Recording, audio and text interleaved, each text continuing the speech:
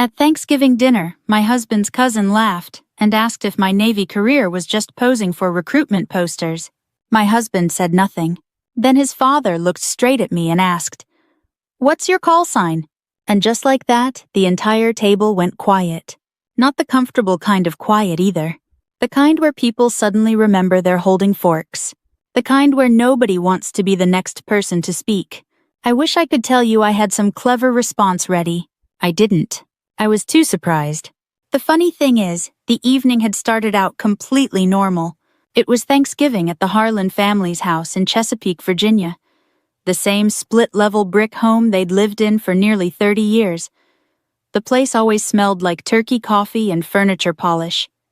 Every November, the driveway filled with pickup trucks and SUVs carrying relatives from all over Hampton Roads.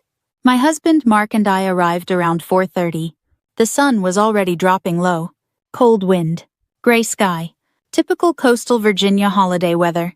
I remember climbing out of the passenger seat and taking a second before standing upright. My right knee had been bothering me all week. Old injury. Some mornings it felt fine. Some mornings it reminded me exactly how old I wasn't supposed to feel at 39. "You okay?" Mark asked. I shut the car door. "Yeah." He looked at me. "You sure?" I said yeah. That should have been my first clue. When a simple question annoys you, something's already off. Inside the house, football was playing in the living room. Kids were running around with paper plates. Somebody had burned a batch of dinner rolls. My mother-in-law was pretending not to be stressed while being obviously stressed. Normal family holiday stuff. For the first hour, everything felt fine.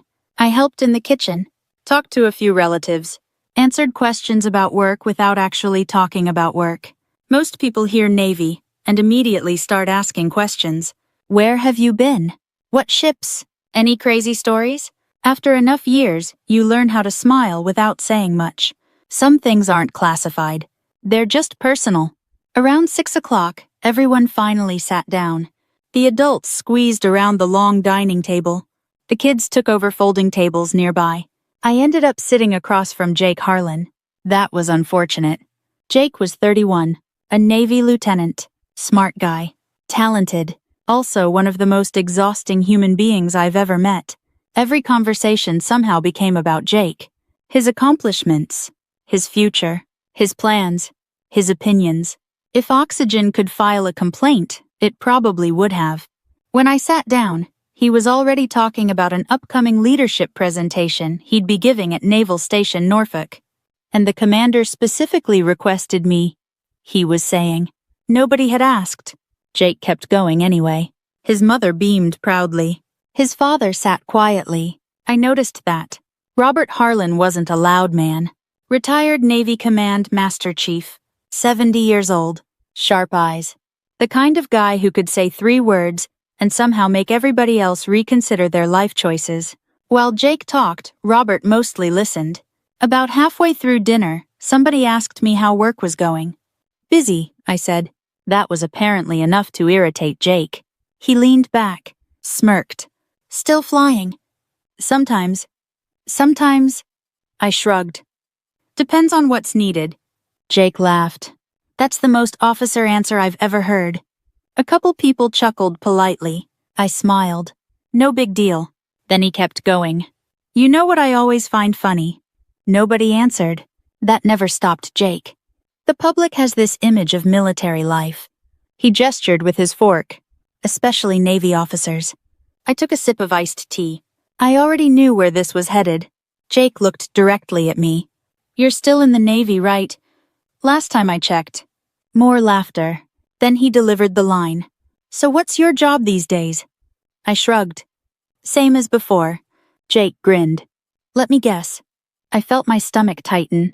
"Jake," his mother said, but she was smiling. That made it worse. Jake pointed his fork toward me.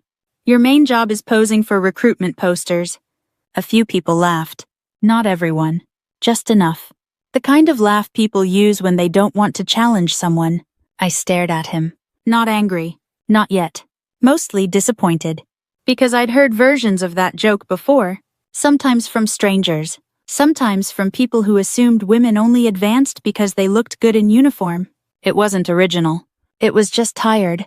Before I could answer, Aunt Patty jumped in. "Oh, come on. Dana does photograph well." A few more laughs. I looked at Mark. Just for a second. He was staring down at his plate. That hurt more than Jake's joke. I wasn't expecting a speech. I wasn't expecting a dramatic defense. One sentence would have been enough. Just one. Instead, he stayed quiet. Jake mistook my silence for surrender. Big mistake. He leaned forward. "Hey, I'm kidding." Nobody responded. Then he added, "Mostly." That got another laugh. Smaller this time. Uneasy. I could feel the room starting to shift. People weren't comfortable anymore, even if they didn't know why. That's when I heard a fork touch a plate. A soft metallic sound. Robert Harlan had set his fork down. Slowly. Deliberately. The table quieted. He looked at me. Not Jake. Not anyone else. Me. Dana. "Yes, sir." His voice stayed calm. "What was your call sign?" Jake immediately snorted. "Dad, come on." Robert ignored him. "What was it?" For a moment, I considered dodging the question. I didn't like talking about that part of my career. I never had. But Robert waited. So I answered, "Jukebox." The reaction was immediate. Not from everyone, just from him. His eyes widened slightly. Not much, but enough. Enough that I noticed.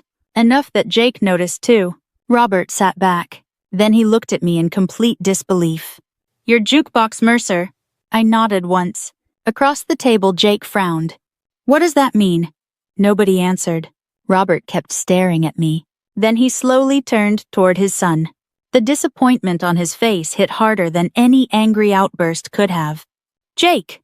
"What?" "You should have stopped talking about 5 minutes ago." The room froze. Jake laughed nervously. "Dad, what are you talking about?" Robert shook his head, almost to himself. "No idea." The rest of dinner never recovered. Conversation stumbled along awkwardly. People tried changing subjects. Football, weather, travel plans. Nobody really succeeded. And through it all, I kept thinking about one thing. Not Jake. Not Robert. Not even the call sign. I kept thinking about Mark. Because the man sitting beside me had watched the entire thing happen, and he hadn't said a word. About 20 minutes later, I excused myself and walked down the hallway toward the bathroom. I closed the door behind me, looked into the mirror. For a few seconds I just stood there. The woman looking back wasn't weak. She wasn't inexperienced. She wasn't a poster. But somehow, that night standing in my in-laws' bathroom while relatives laughed down the hallway, I felt smaller than I had in years. And the worst part was knowing the evening wasn't really about one stupid joke. It was about what happened when the people closest to you decided your dignity was optional. I had survived storms, deployments, and emergencies that still visited me in dreams. But standing there under that yellow bathroom light fighting tears, I refused to let anyone see. I realized something. What hurt most wasn't Jake's disrespect. It was my husband's silence. The drive home was quiet, not the peaceful kind. The kind that settles in after something ugly happens and nobody wants to touch it. Outside Chesapeake was mostly dark, except for porch lights and Christmas decorations that had already started appearing the day after Thanksgiving. We passed neighborhoods full of inflatable snowmen and glowing reindeer. Inside the car, all I could hear was the hum of the tires and the occasional click of the turn signal. Mark drove. I stared out the passenger window. For 20 minutes, neither of us spoke. I kept replaying the dinner in my head. Jake's smirk. The laughter. The way Aunt Patty had smiled while making everything worse. Most of all, Mark staring at his plate. Finally, he sighed. "Jake's an idiot." I kept looking out the window. "Okay. That's all you've got." "What do you want me to say?" He gripped the steering wheel tighter. "I'm saying he's an idiot." I nodded. "Yeah." Another minute passed. Then he said something that immediately made me angry. He was joking. I turned toward him. "Seriously." Mark glanced at me. "I'm not defending him." "Sounds like it." "I'm saying that's how Jake is." I laughed. One sharp, humorless laugh. "That's your defense." "It's not a defense." Then what is it? Mark didn't answer. Because he didn't have one. We stopped at a red light. I looked at the dashboard clock. 8:41 p.m. A normal Friday night for most people. For me, it felt like something had shifted. Not dramatically, not permanently, just enough that I couldn't ignore it anymore. When the light turned green, Mark spoke again. I didn't want to make Thanksgiving worse. There it was, the sentence I'd been waiting for. I looked at him. For who? His jaw tightened. Dana. No. I shook my head. For who? He didn't answer. Because we both knew the answer. Not for me. For him. For his parents. For the family gathering. For everybody except the person sitting next to him. The rest of the drive was silent. When we got home to our townhouse in Norfolk, I changed clothes and cleaned up the kitchen, even though there wasn't much to clean. Sometimes I do that when I'm upset. Keeps my hands busy. Mark hovered nearby, trying to figure out whether he should talk. Trying to figure out whether he should leave me alone. Failing at both. Eventually, he leaned against the counter. Dana. I didn't look up. What? I'm sorry. I rinsed a coffee mug. For some reason that made me laugh. Not because it was funny, because it felt so inadequate. Sorry for what? Dana. No, seriously. I set the mug down. Sorry for what? Mark rubbed the back of his neck. I should have said something. Yeah. I know. Do you? That landed harder than I intended. He looked tired. Honestly, so did I.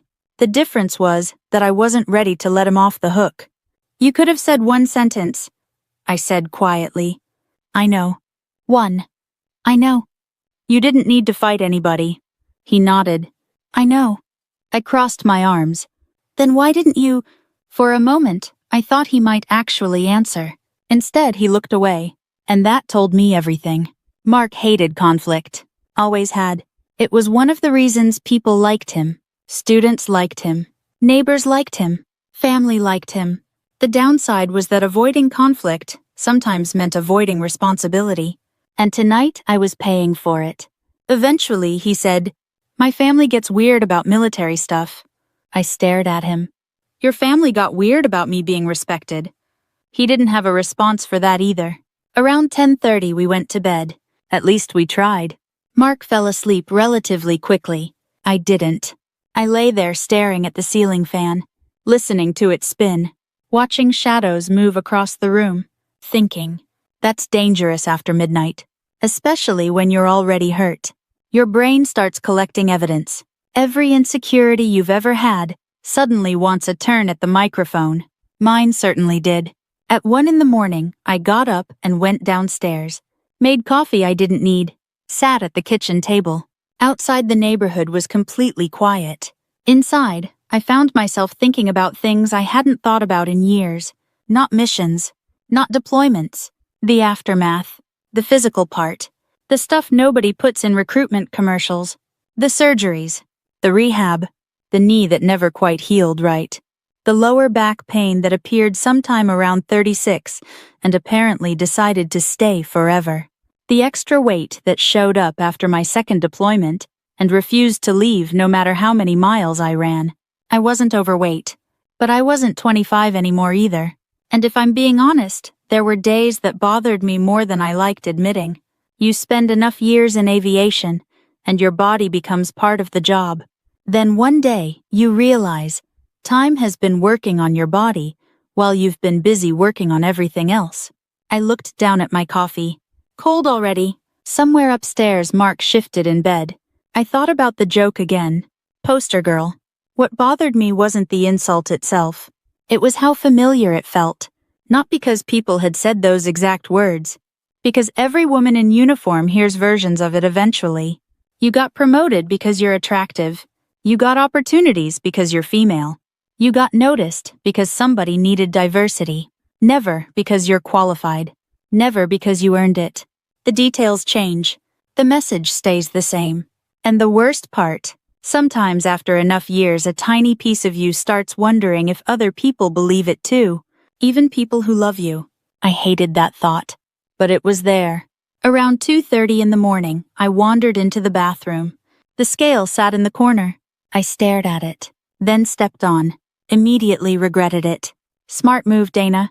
I laughed quietly, talking to myself at 2:30 in the morning.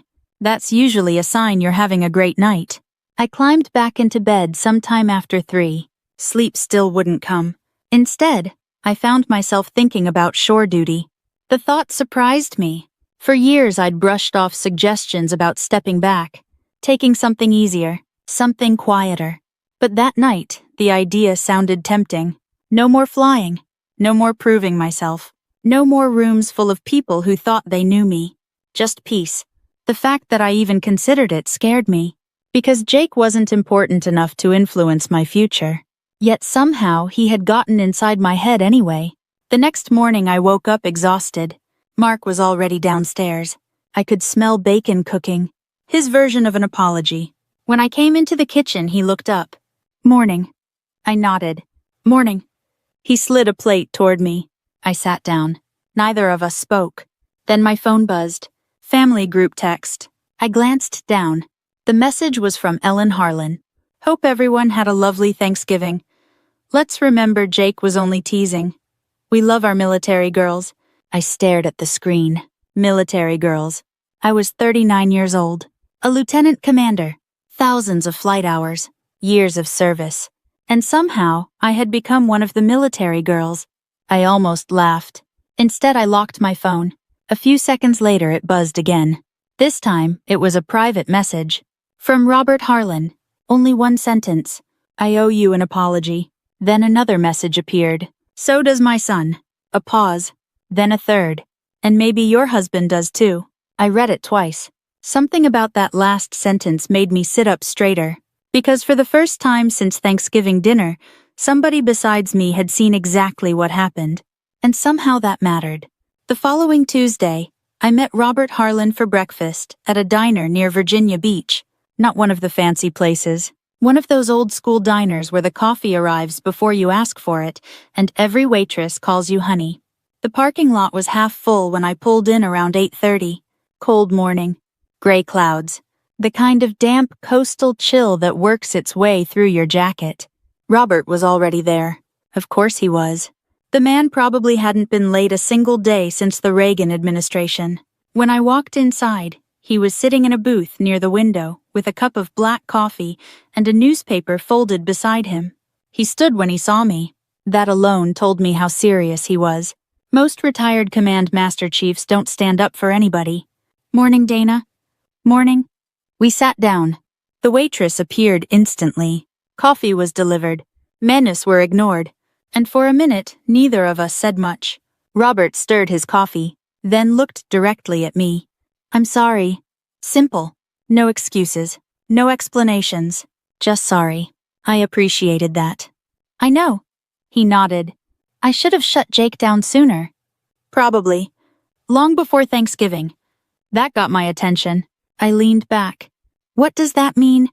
Robert sighed. The expression on his face reminded me of every senior enlisted leader I'd ever known. The look that said they were tired of cleaning up somebody else's mess. It means Jake has spent years thinking confidence and arrogance are the same thing. I looked out the window. That sounds exhausting. It is. We both laughed. A little. Not much. Then Robert became serious again. "You know why I asked about your call sign?" It wasn't a question. I nodded. "I assumed you recognized it." "I recognized your name." That surprised me. "My name?" Robert took a sip of coffee. "You remember Captain Bill Rawlins?" For a second I just stared at him. Of all the names I expected to hear, that wasn't one of them. "Yeah." "You know him well?" "Not really." That was technically true. The reality was more complicated. Robert studied my face. "You saved his life." I immediately looked away. There it was. The thing I never talked about. The thing I worked very hard not to think about. The thing that somehow followed me anyway. I stared out the diner window at passing traffic. A pickup truck rolled through an intersection. Someone walked a dog. Normal life. Much easier to look at than old memories. "I didn't save anybody," I said quietly. Robert smiled. "I figured you'd say that." "I did my job." "Same thing." "No." He didn't argue. "Good man." People who haven't been there always want dramatic stories. Heroes, life-changing moments. The truth is usually messier. Sometimes people survive because 100 different people do their jobs correctly on the same day. I happened to be one of them. That's all. Robert let the silence sit for a moment. Then he changed subjects, which I appreciated. Jake doesn't know any of that. That's obvious. He thinks he knows everything. That's also obvious. Another small laugh. Then Robert's face hardened. There's something else you should know. I had a feeling I wasn't going to like what came next. I was right. Over the next 20 minutes, Robert explained something I'd never fully realized. Jake hadn't started talking about me after Thanksgiving. He'd been doing it for years. Little comments. Little jokes. Nothing dramatic. Nothing anyone would report. Just enough to slowly shape opinions.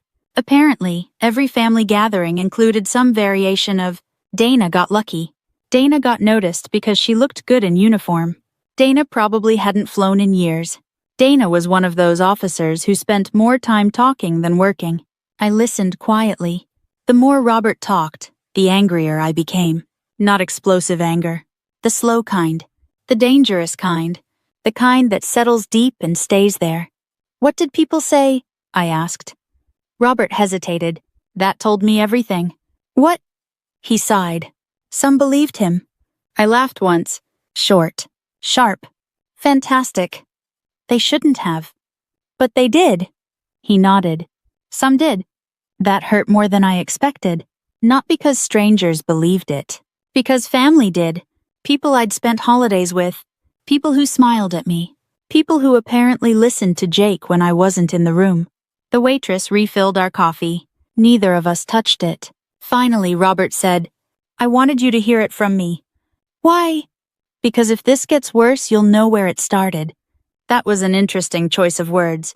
If this gets worse. Not if Jake stops. Not if things improve. If this gets worse. Like he already knew his son. Which, to be fair, he did. After breakfast, I drove back to Norfolk feeling heavier than when I'd arrived. Not emotionally shattered. Just tired. Tired of realizing how long this had been happening. Tired of discovering conversations I was never invited into. Tired of learning how many people preferred the easier story. The story where a woman succeeds because of appearance instead of competence.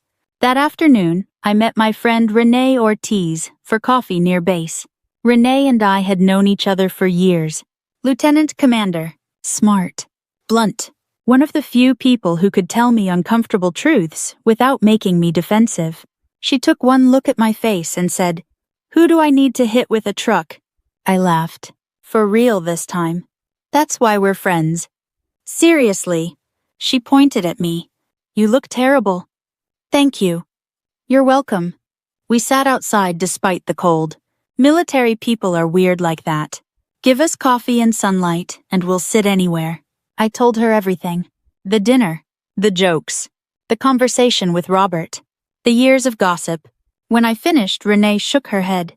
He's insecure. I know. No, I mean professionally insecure. I frowned. What do you mean? She pulled out her phone, scrolled through something, then slid it across the table. Because people who feel secure don't spend this much time talking about other people. I looked down. The screen showed a promotional flyer. Joint Readiness Leadership Luncheon. Naval Station Norfolk. 3 weeks away. Guest presenters. Community leaders. Senior officers. Retired personnel. And right there in the middle was a photo of Jake. Featured speaker. Leadership in a changing Navy.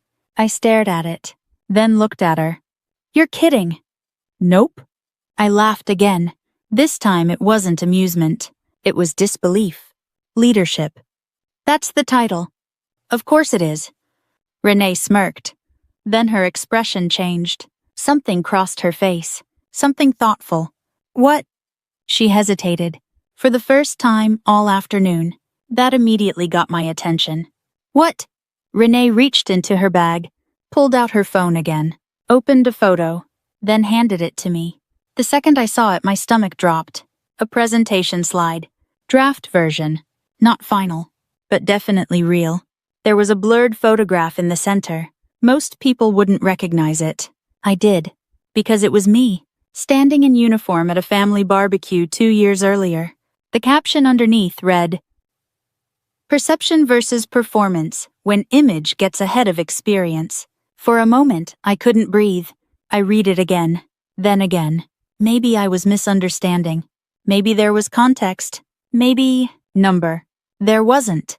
Renee watched my face carefully. "I thought you should see it." "Where did this come from?"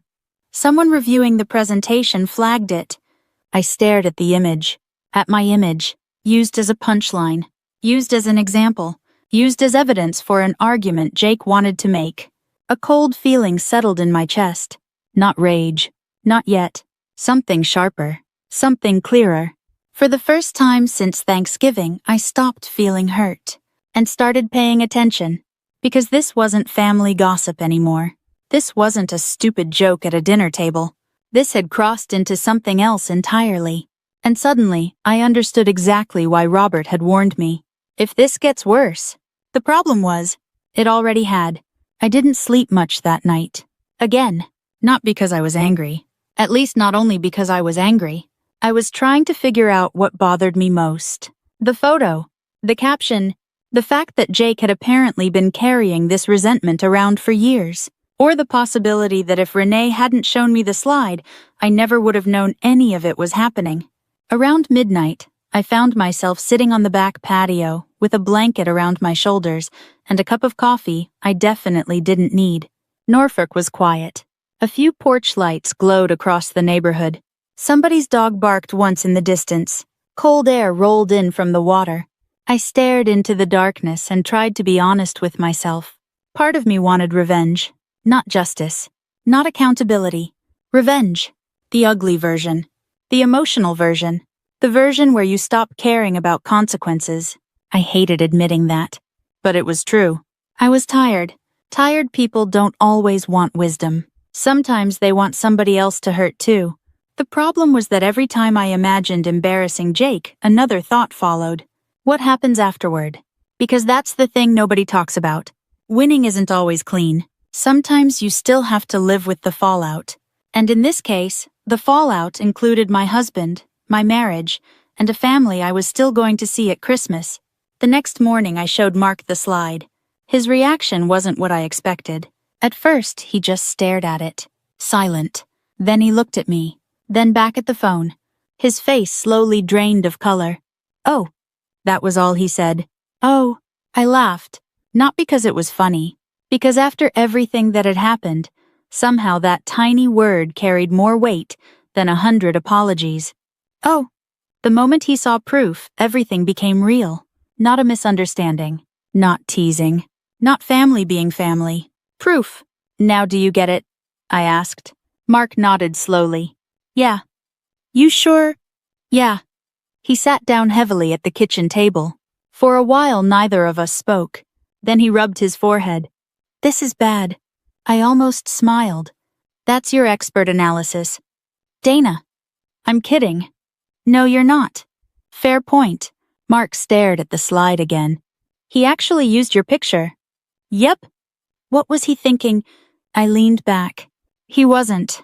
For the first time since Thanksgiving, I saw genuine anger in my husband's face. Not defensive anger. Protective anger. And oddly enough, that made me sad. Because where had this been 3 weeks ago? Eventually, he looked up. "What are you going to do?" That was the question. Wasn't it? What was I going to do? I still didn't know. Later that afternoon, Renee called. "Did you show him?" "Yep." "How'd he take it?" Like a man realizing he's accidentally been standing in the wrong line for 3 weeks. Renee laughed. "That's about what I expected." Then her voice became serious. "Listen carefully. Whenever military people say, 'Listen carefully,' you should probably listen carefully." I talked to the event coordinator. My stomach tightened. "And the slide's already been flagged." I sat up straighter. "What does that mean?" "It means somebody reviewing the presentation thought it was inappropriate." "Good." "It also means Jake was asked to remove it." I blinked. "Was?" "Yes." A pause. Then, "He refused." For a moment I wasn't sure I'd heard correctly. He what? He argued. I stood up from the couch. You're kidding. Nope. About a photo he didn't have permission to use. Apparently he felt strongly about his point. I walked into the kitchen, then back out again, then into the kitchen again. Movement helps me think. Sometimes. Not always. What happened? The coordinator escalated it. To who? Several people. I stopped walking. Several people. In military language, that's usually where bad days begin. What kind of several people? Renee laughed. The kind you don't want reading your emails. That wasn't encouraging. After we hung up, I sat quietly for a long time. The situation had changed. Significantly. Until now, this had mostly been personal. A family issue. An arrogant cousin. A private insult. But Jake had been given an opportunity to correct the mistake. And according to Renee, he doubled down. That mattered. A lot. Because arrogance is one thing. Refusing correction is another. Around 6 that evening, my phone buzzed. Robert Harlan. I answered. Hello. Dana. His voice sounded tired. Hey. I heard. Of course he had. Small military community. News traveled fast. I figured. A long pause followed. Then Robert sighed. I had a conversation with my son. I wasn't sure whether to ask. Part of me didn't want details. Curiosity won. How'd that go? Robert laughed once. Not happily. Poorly. I can imagine. He's convinced everyone is overreacting. That sounded exactly like Jake. Robert continued. He thinks people are attacking him. I leaned against the kitchen counter. Funny how that works. What do you mean? People who throw punches are always shocked when someone notices. That got another laugh. This one slightly more genuine. Then Robert surprised me. Dana. Yeah. You planning to report him? I considered the question. Honestly, longer than he probably expected. I don't know. Good. That wasn't the response I expected. Good. You're still thinking. I frowned. What does that mean? It means anger hasn't made your decision yet. I looked out the kitchen window. The sky was turning orange, sunset reflecting off neighboring rooftops. For some reason, Robert's words stayed with me. Anger hasn't made your decision yet. That was exactly what I was trying to avoid. The easy path would have been filing a complaint. There were probably 3 different regulations Jake had wandered into. Maybe more. But every time I thought about formal punishment, something stopped me. Not sympathy. Not fear. Something else. I wanted him exposed. Not destroyed. There was a difference. A few days later, I met Renee near base for lunch. She arrived carrying a folder. Physical paper, which immediately made me nervous. What is that? Information. I hate when you say that. You should. She slid into the booth across from me, opened the folder. Inside were event schedules, speaker lists, review notes, and attendee information. I skimmed through it, then froze. One name jumped out immediately. Captain William Rollins. Guest attendee. I looked up, slowly. You're kidding. Nope. I stared at the page. Captain Bill Rollins. The same man Robert had mentioned. The same man connected to a night I'd spent years trying not to revisit. The same man Jake clearly knew nothing about. A strange feeling settled over me. Not satisfaction. Not yet. Something closer to inevitability. Like pieces of a puzzle quietly sliding into place. Renee watched my face. What are you thinking? I looked down at the attendee list again, then back at her. The universe has a weird sense of humor. She smiled. That it does. The luncheon was 4 days away. For the first time since Thanksgiving, I wasn't focused on what Jake had done. I was focused on what would happen if he kept talking. And judging by everything I'd learned about Jake Harlan, he absolutely would. The question wasn't whether he was walking into trouble. The question was how far he'd get before he realized it. The morning of the luncheon started with rain. Not a storm. Just that steady Virginia drizzle that turns everything gray and makes traffic worse. I woke up before my alarm. 5:12 a.m. For a few seconds I lay there staring at the ceiling, trying to remember why my stomach felt tight. Then I remembered. The luncheon. Jake. The slide. Everything. Beside me, Mark was already awake. I could tell by the way he was pretending to be asleep. Married people know. I rolled onto my side. You awake? A pause. Then. Yep. Thought so. Neither of us moved for a moment. Finally, Mark sighed. You don't have to go. I looked at him. That's not really an option. It could be. No. He nodded, because he knew I was right. This wasn't about proving something anymore. My absence would become part of the story, and I was tired of other people writing stories about me. By 7:30, we were on our way to Naval Station Norfolk. The rain had slowed to a mist. Ships sat dark against the water. Traffic crawled through the gates. People in uniform moved between buildings carrying coffee cups and backpacks. Normal weekday military life. The kind I'd spent most of my adult years around. For some reason that comforted me. The base felt familiar, predictable, unlike family. The event was being held inside a conference building near the waterfront. Nothing fancy, just a large meeting room with rows of chairs, a projector screen, coffee stations, and round tables near the back. By the time Mark and I arrived, people were already gathering. Retired officers, active duty personnel, civilian contractors, community leaders, a few spouses, the usual mix. I checked in and scanned the room. Almost immediately I spotted Robert. He was sitting near the front, coffee in hand, expression unreadable. When he saw me, he gave a small nod. Nothing more. I appreciated that. No dramatic conversation. No last-minute advice. Just acknowledgement. Across the room I finally saw Jake, standing beside the projector, laughing, shaking hands, working the crowd. He looked completely comfortable, completely confident. Like a man who had no idea a cliff was 2 steps behind him. Mark followed my gaze. How is he still smiling? I almost laughed. Practice. A few minutes later, Renee arrived. She slipped into the chair beside me. You okay? No. Good. I looked at her. Good. If you were comfortable right now, I'd be worried. Fair enough. The room gradually filled. At 11:35, the event began. A moderator welcomed everyone, introduced the speakers, thanked sponsors, all the usual stuff. Then Jake took the stage, and for the first 10 minutes, honestly, he did well. That was the frustrating part. Jake wasn't stupid. He wasn't incompetent. He was charismatic, confident, comfortable in front of people. The audience responded. People nodded, laughed at his jokes, took notes. For a moment, I almost wondered whether I'd built him into something larger than he really was. Then he kept talking, and Jake did what Jake always did. He started believing his own performance. That's when the trouble began. He moved into a section about leadership and public perception. The audience remained engaged. Everything still looked normal. Then he said, "One challenge facing today's military is image management." A few people nodded. Jake continued, "The public loves a clean story, a clean uniform, a good photo." Something cold settled in my stomach. I already knew where this was heading. Across the room, Renee slowly folded her arms. Robert stared straight ahead.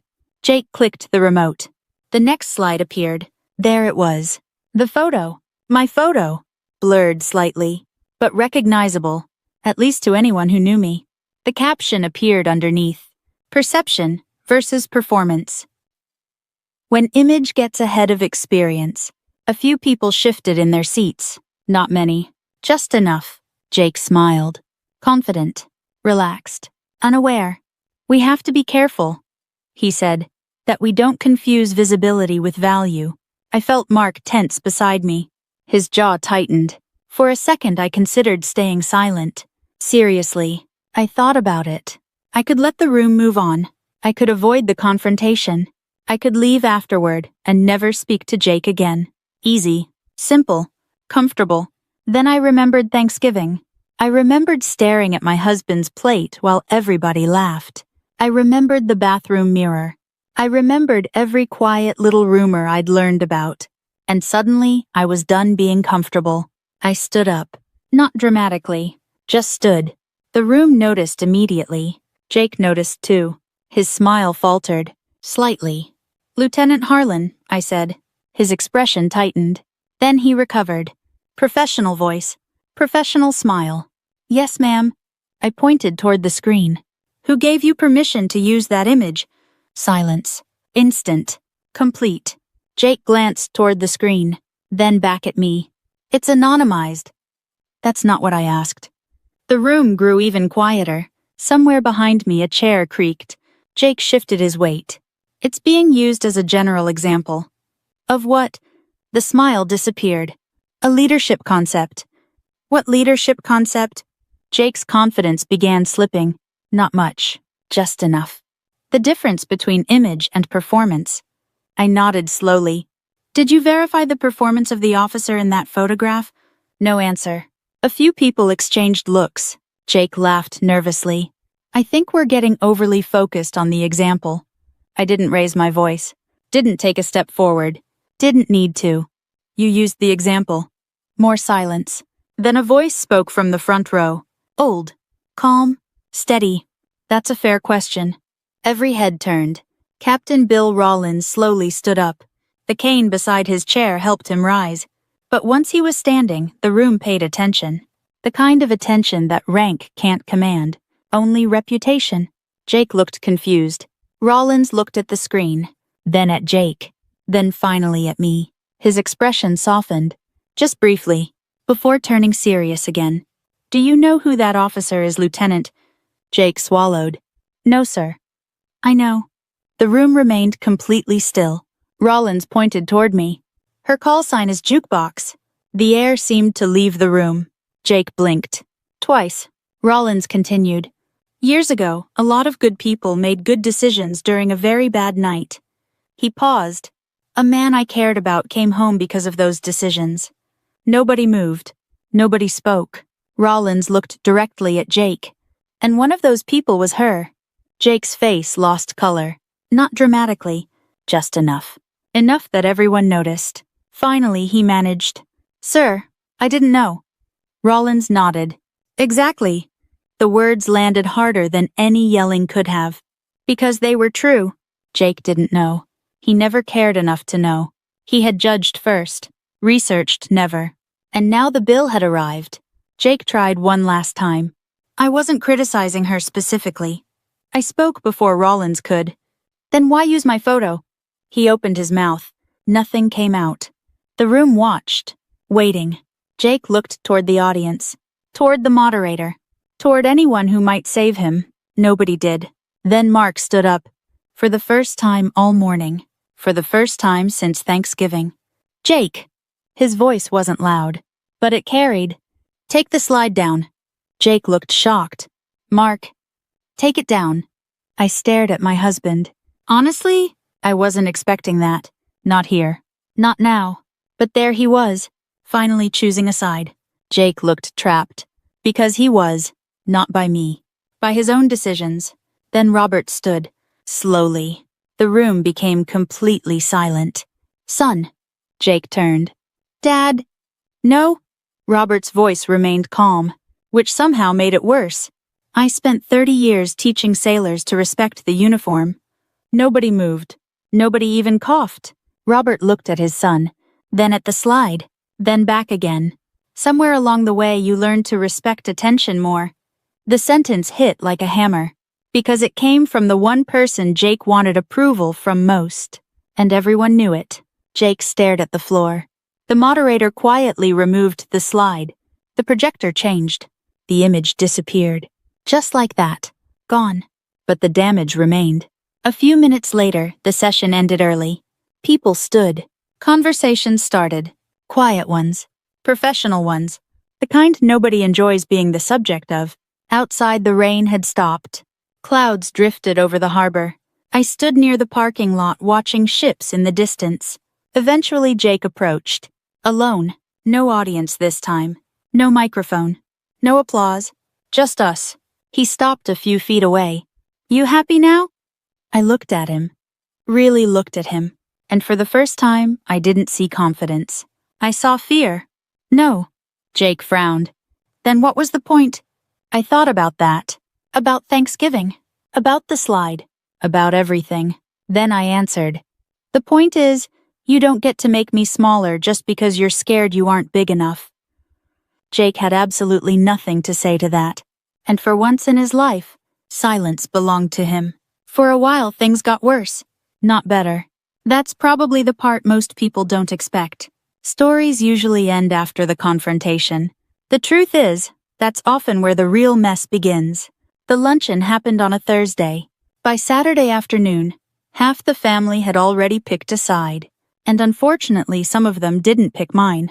I was standing in the kitchen making coffee when my phone started buzzing. Text after text. Aunt Patty, Mark's sister, a cousin from Richmond I only saw twice a year. Everyone suddenly had an opinion. Most of them had somehow missed the fact that Jake had used my photo without permission. Instead, they focused on the uncomfortable outcome. Apparently, I had embarrassed him. Funny how that works. The person causing the problem gets sympathy. The person exposing the problem gets criticism. One message stood out. It came from Ellen Harlan, Jake's mother. I read it twice. Dana, I wish you could have handled this with a little more grace. Family should protect family. I stared at the screen, then set the phone face down on the counter. Not because I was angry, because I was tired.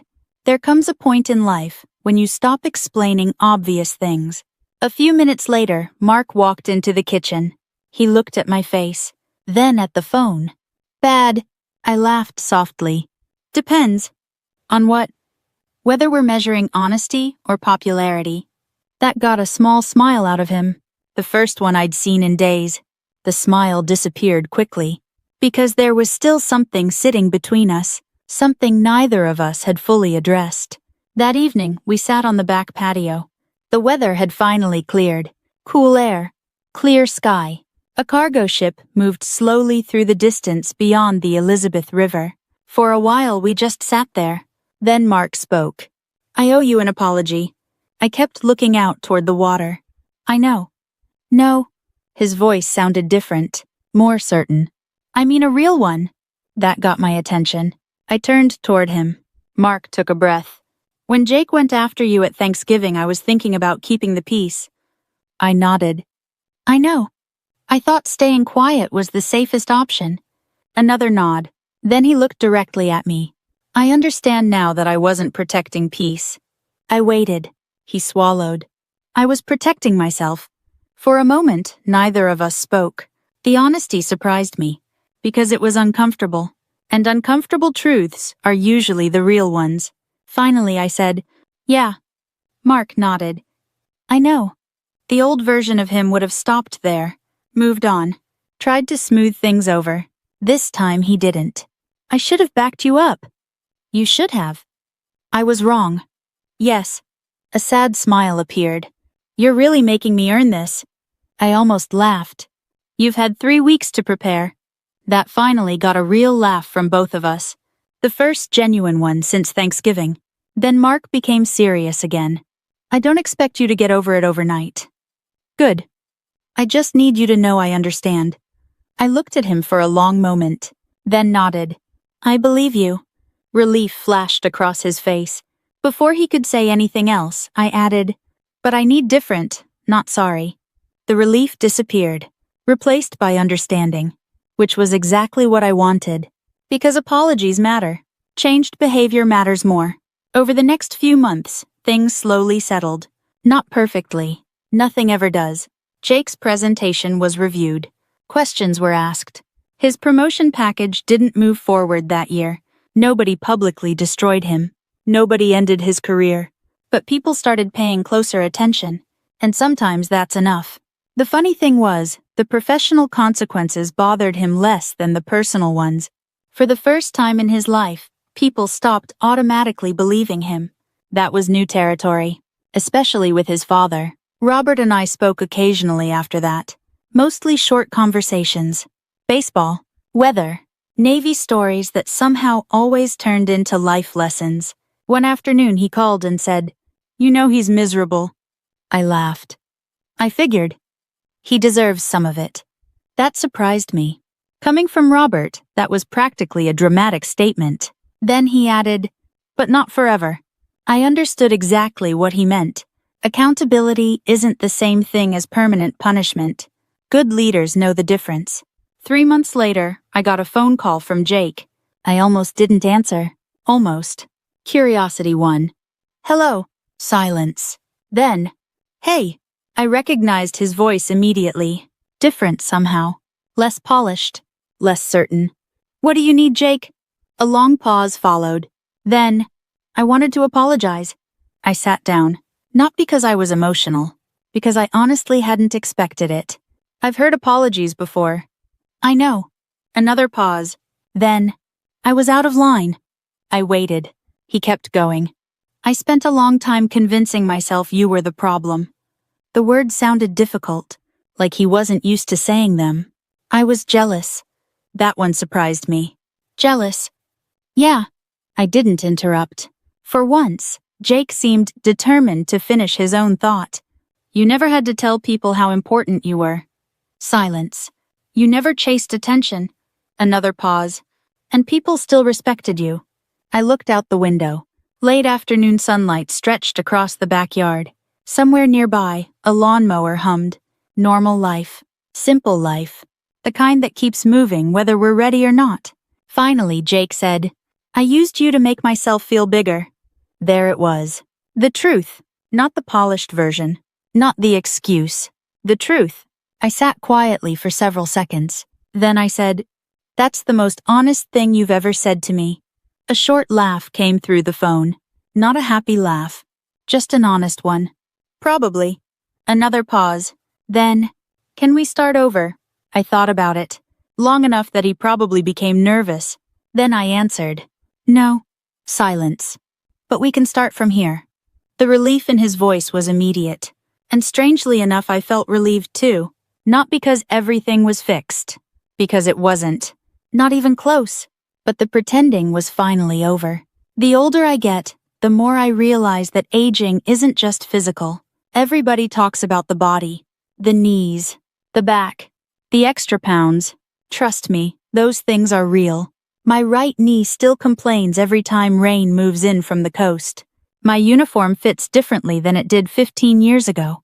And there are mornings when I make a noise getting out of bed that would have embarrassed my younger self. But those aren't the hardest parts. The hardest part is realizing that some of your deepest wounds won't come from enemies. They'll come from people who know your name. People who sat at your dinner table. People you expected better from. What I learned from all of this wasn't how to win an argument. It was how to draw a boundary. There's a difference. Winning depends on somebody else. Boundaries depend on you. A few weeks after Jake called, I found myself standing near the waterfront in Norfolk just after sunrise.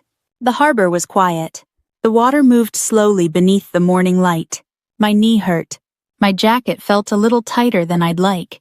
And for the first time in months, none of that bothered me. I stood there watching the ships and thinking about all the years behind me. The mistakes. The sacrifices. The people I loved. The people who disappointed me. The people who eventually surprised me. Life has a funny way of teaching the same lesson over and over, until it finally sticks. Respect isn't something you demand. It's something you carry. And sometimes, the people who underestimate you reveal far more about themselves than they ever do about you. If you've ever been underestimated by people who should have known better, you're not alone. Thank you for spending this time with me. Take care of yourself, and I'll see you next time.